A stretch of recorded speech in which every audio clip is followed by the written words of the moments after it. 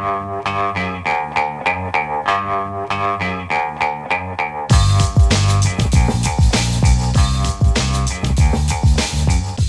Lehrer on WNYC. Mayor Mamdani joins us now. We have 15 minutes with him today. There are things I want to bring up. I know there's some news that he's breaking this morning, including his endorsement in the Democratic primary for governor. Mr. Mayor, thanks for coming on today, the first time since the inauguration. So rather than Assemblyman Mamdani, as I've called you in the past, it's the first time I say, Mr. Mayor, welcome back to WNYC. It is a real pleasure to be back, Brian. Thank you so much for having me.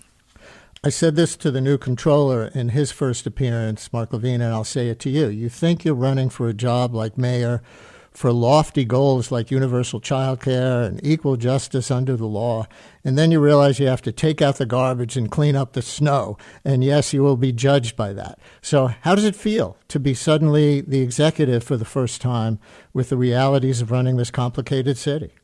Well, I think it's only right to be judged on what you do on a daily basis. And I think what we see time and again is that New Yorkers care far less about how you describe your politics and far more about whether your politics actually includes them and their struggles. And as it comes to the snow, just to give you an update, what we are looking at is some of the coldest weather we've seen in recorded history in New York City. And where typically snowfall would be followed by an increase in temperatures and the assistance of the sun in melting that snow, what we've instead seen is a cold front, the likes of which we have not seen in many years. And so the hardworking men and women of DSNY have been doing everything that they can. And what they've done thus far is melt more than 200 million pounds of snow, lay out more than 230 million pounds of salt.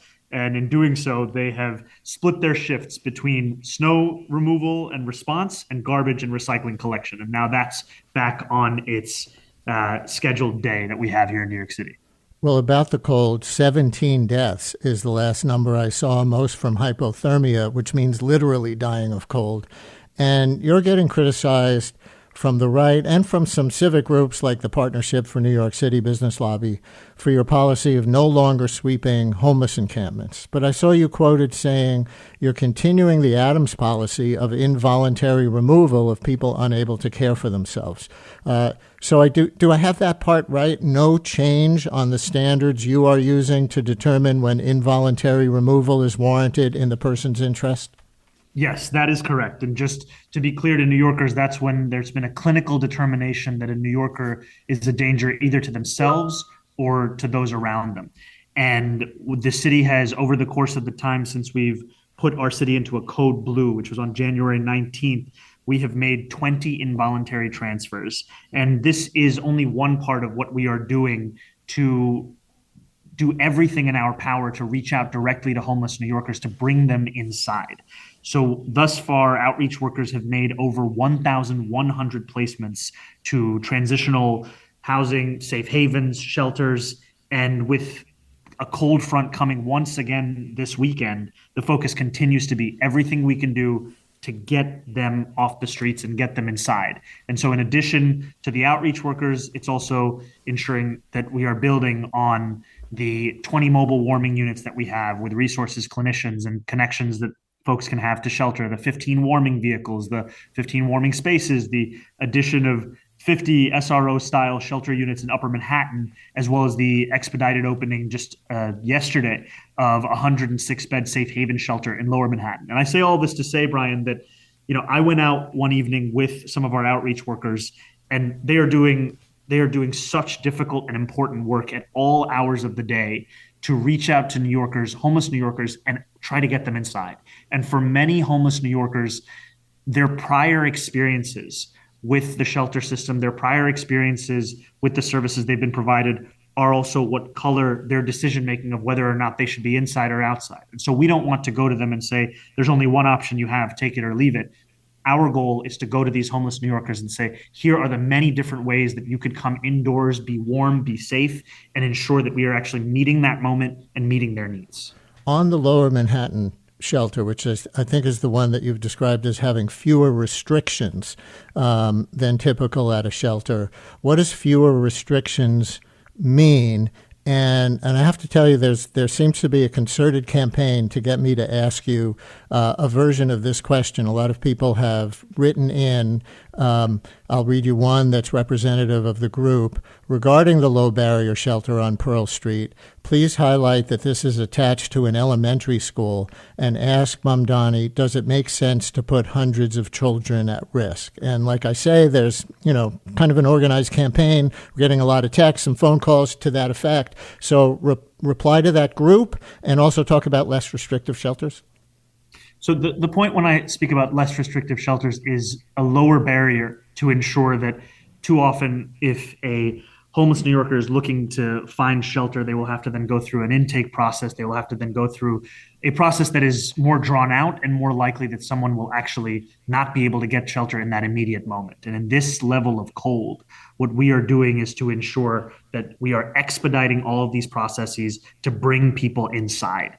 And this safe haven shelter that I toured in Lower Manhattan, it is one that I know that there was a lawsuit that was a part of this. The city ended up prevailing in the lawsuit about establishing this safe haven shelter and is taking every precaution necessary to ensure that safety, like as is always the case, is a critical part of what we are delivering. And that includes things such as the installation of privacy screening material in all interior windows facing the adjacent school. That includes the procedures that Breaking Ground, which is the organization that is running the safe haven, are instituting here. And all of it is to both be responsive to the concerns of the community around them, but also responsive to a crisis of cold weather, the likes of which we have not seen in the city in a long time, and the likes of which need to be responded to by the utilization of every possible resource. Mr. Mayor, I think you've heard that our reporter Liz Kim found warming buses deployed by the city near the Staten Island ferry that were empty because nobody knew they were there. You've talked about there being an all-of-government approach in this homeless outreach in the cold, but apparently the NYPD, Transportation Department, and ferry officials all had no idea the city sent warming buses to a well-known homeless hub. Who's responsible for that communications failure? I think at the end of the day, that is a responsibility that I have as the mayor of the city. It's never a moment to pass the buck to anyone else. And what we are doing is ensuring that the focus of our work, which is outreach workers directly reaching out to homeless New Yorkers to bring them to those warming buses, is supplemented by clear and additional signage to those buses to ensure that everyone understands that they are there. That is critical, and those are some of the changes that we're making. We'll change topics now. Here's one of the things I know you want to announce. Pre-K and 3K applications are due at the end of this month, and you want to get the word out. Are these central education and child care programs under-enrolled? No, this is just an opportunity to tell New Yorkers about the fact that it is their right to enroll their child, whether they're turning 3 or 4 years old this year, into 3K and pre-K. And we actually recently celebrated 50,000 signups from New Yorkers across the 5 boroughs. New Yorkers and families listening right now, you have until February 27th. And for those of you who might be anxious about you haven't already applied, it is not a first come, first serve basis. If you apply anytime before the 27th, your application will be treated the same. And you can do so by visiting myschools.nyc. You could call 718-935-2009, or you could visit one of the city's more than 10 family welcome centers. And so what this all is making the case to New Yorkers about is the way in which city government can address what is one of the most expensive parts of living in the city, which is to raise a family. We know that it is a sad reality that in New York City, it's considered a good deal if you can get childcare for one child for the course of a year for about $23,000. It's time to make it that little bit easier to raise that family here and not have to choose between the city you love and the family you want to raise. Are you doing anything more aggressively than the Adams administration did on 3K and pre-K outreach? They got criticized for doing less outreach than under de Blasio. Well, I'm here on Brian Lair, and we're looking to be on everywhere, frankly, to make the case directly to New Yorkers. And I think part of this is you got to be on the radio, you got to be on television, you have to be using digital media. You also have the opportunities of visiting childcare centers yourself. I think that I may be the first mayor to have visited a home-based center, and home-based centers are a critical part of our childcare infrastructure. They provide the kind of linguistic and cultural flexibility that meets the needs of, as Mayor Dinkins would say, the gorgeous mosaic of our city. And it is up to me to make sure that we're making the case in every possible way. That even includes our Link NYC terminals across the 5 boroughs. Another announcement that you have, I see you've just announced your appointee to lead the mayor's office to combat anti-Semitism. It's Felissa Wisdom, executive director of New York Jewish Agenda, generally described as a progressive Jewish group. This comes a day after the NYPD reported a big spike in all hate crimes, but led by anti-Jewish hate crimes over the last year. So why Felissa Wisdom, and do you and she have plans yet on how to reverse the trend and any differently from under the Adams administration? I've had the pleasure of working with Felissa prior to this moment as the mayor of our city, and I've always been impressed and truly appreciated the sincerity and the depth of her commitment to combating anti-Semitism. And as you've said, we saw in the prior month 31 anti-Semitic hate crimes here in our city. And any single anti-Semitic hate crime is an anti-Semitic hate crime too many in this city. We are seeing the need to not just sustain the mayor's office to combat anti-Semitism, but to strengthen it. And the appointment of Felissa is one that is critical in doing so, because it won't just ensure that there is close coordination with the NYPD's hate crimes task force and community leaders and city agency to respond to these hate crimes, but frankly, it will also do the work to ensure that we prevent these hate crimes. And the work that she has done with the New York Jewish Agenda, the work that she has done in making sure that this is a city where Jewish New Yorkers can live free of violence, intimidation, and harassment, that is the kind of work that we need to build on here in city government. And I'm frankly so excited by her appointment and the work that she will do. I gather you and Ms. Wisdom have differences on at least two issues. I read that she does support Israel's right to exist as a Jewish state, and I gather you've promised more of a hands-off approach to how yeshivas are regulated than she would like to see. She'd like to see more regulation regarding secular education standards on Jewish state. That's a point of contention, of course, on how anti-Semitism is defined. Will that difference inform how you fight hate and actual hate crimes? No, the differences of opinion that we may have on the question of Israel and Palestine are not an impact on the importance and the urgency with which we treat the fight against anti-Semitism here in New York City. And I need not have every appointee align with every single view that I hold. What I need them to have, however, is a dedication and a commitment to the job that they're being hired for. And I can tell you that what I have heard from far too many Jewish New Yorkers is that this crisis of anti-Semitism is one that is too often thought about after the fact and not enough in advance of it. And what I'm most excited about with Felissa, with her leadership and the office that she will be leading, is building out a team which will be tasked with ensuring that we have a city where every Jewish New Yorker is not only able to live, work, and worship, but also thrive without fear of violence or harassment or intimidation, because it is unacceptable.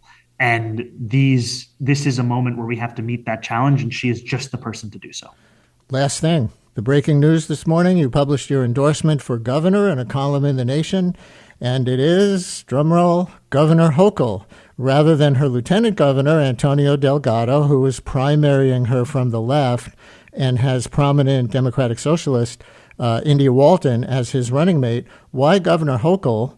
And what do you say to those of the people in the movement to elect you who are now out there on the other side of that primary? On day 8 of our administration, Ryan, I stood with Governor Hochul on stage in our city to announce more than $1 billion in funding from the state to deliver universal childcare. And as I was sharing with you earlier, this is the kind of cost that pushes working families out of the city. And that was a commitment that not only fixes the childcare we provide for 3-year-olds to ensure that it can meet the demand of every 3-year-old, but also delivers for the first time in New York City history, childcare for every 2-year-old. And as Governor Hochul was on that stage, she said that the era of empty promises is over. And to me, what that is an indication of is exactly what New Yorkers want to see. They want to see a government that can deliver real material improvements in their lives. And you can already see the results of the partnership between the two of us in that historic agreement on childcare and in the potential of a new relationship between City Hall and Albany that is characterized more by productivity as opposed to the pettiness that has often been the case.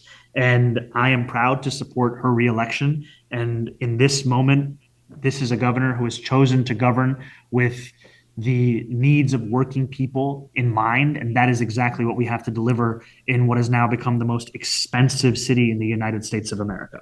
I know you got to go. Any quick thing you want to say to India Walton, who was kind of the you of the mayor's race in Buffalo? Well, I have nothing but respect for India, and I think that there's the ability to both appreciate one's work and be on the other side of a race. All right. I know we're out of time. Thanks for this. And I look forward to full-fledged Ask the Mayor segments, which I know you're going to do going forward. Thank you, and good luck as you continue to hit the ground running, as certainly you've had to do. Thank you very much, Brian. I appreciate it. I look forward to seeing you soon. Bye-bye. Brian Lehrer on WNYC. We will talk about that conversation with the mayor, with WNYC and Gothamist political reporter Elizabeth Kim when we come back from a break. And listeners, we can take some of your reactions at 212-433-WNYC, 433-9692. Call or text. We continue after this.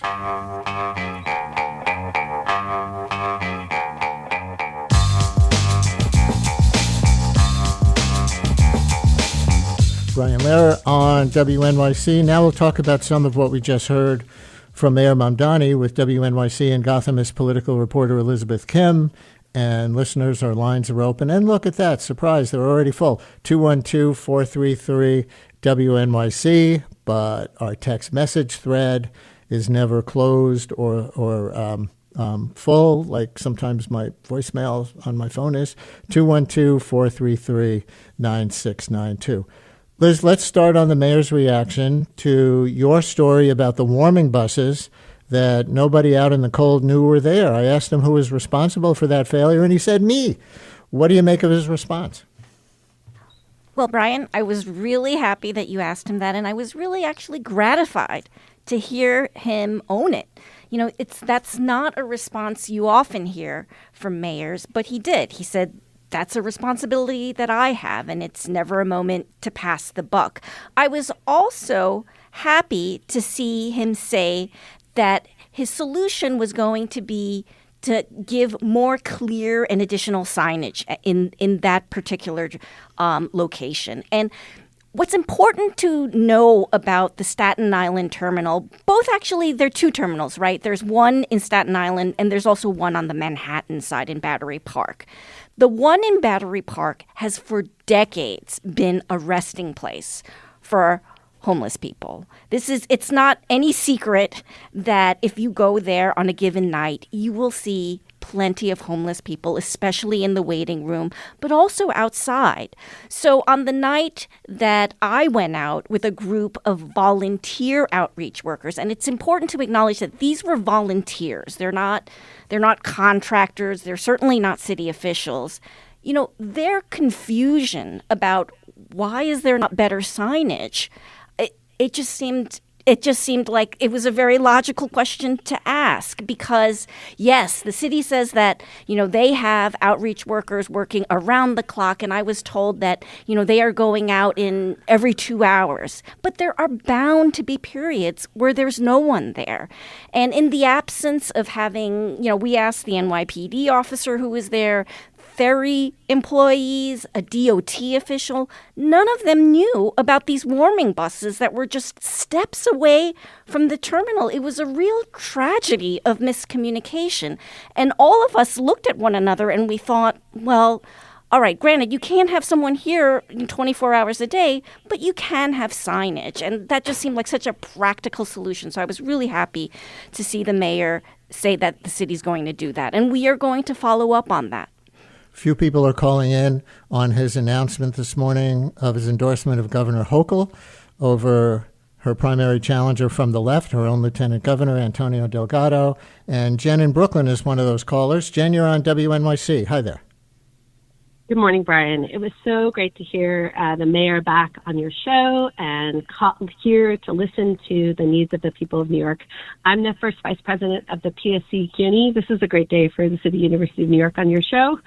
We're the labor union representing the faculty and staff of CUNY. And I'm calling in to support the mayor and his agenda.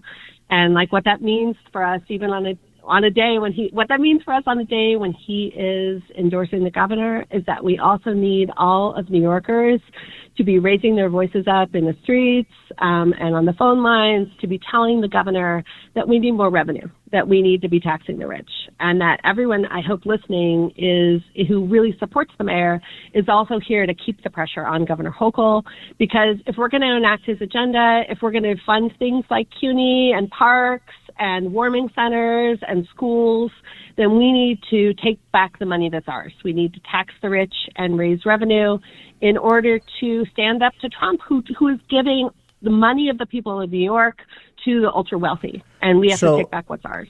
So you're, praising the mayor a lot in this phone call, but his endorsement of Hochul, who is not for taxing the rich in the state budget, is raising eyebrows among some of his allies because that seems like a sellout to them compared to the possibility of Delgado becoming mayor. Why aren't you more angry at him for this endorsement? I know that my role is to continue to pressure the governor, and that I know that it is really significant. I know what it meant in my life when my child went into 4K and I stopped paying $2,000 a month for childcare, and that was like a life-changing thing. And I know that the governor and the mayor are working together in order to bring more money into the people of New York. And so I know that if I want to support his work, I need to continue to raise my voice in frustration with Governor Hochul, even as the mayor is endorsing her, in order to tell her it is time to have fair taxation in New York, and that means an adjustment of our taxes.